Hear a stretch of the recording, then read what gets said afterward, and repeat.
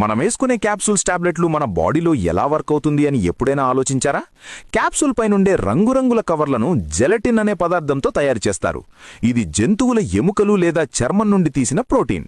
ఒకవేళ శాకాహారుల కోసమైతే మొక్కల నుండి తీసిన సెల్యులోజ్ అనే పదార్థాన్ని వాడతారు.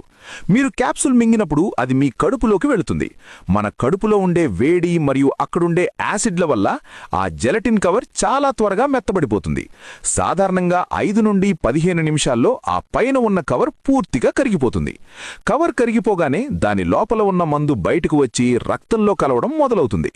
క్యాప్సూల్స్ ఎందుకు వాడతారు అంటే కొన్ని మందులు చాలా చేదుగా ఉంటాయి. వాటిని నేరుగా టాబ్లెట్లా వేసుకుంటే వాంతులు రావచ్చు. అందుకే క్యాప్సూల్ కవర్లో పెడితే రుచి తెలియకుండా మింగేయవచ్చు. కొన్ని మందులు గాలి తగిలినా లేదా కడుపులోని యాసిడ్ తగిలినా పాడైపోతాయి.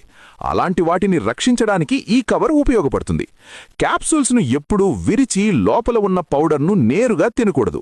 ఎందుకంటే ఆ కవర్ మందును సరైన సమయంలో సరైన చోట విడుదల చేయడానికి డిజైన్ చేయబడి ఉంటుంది.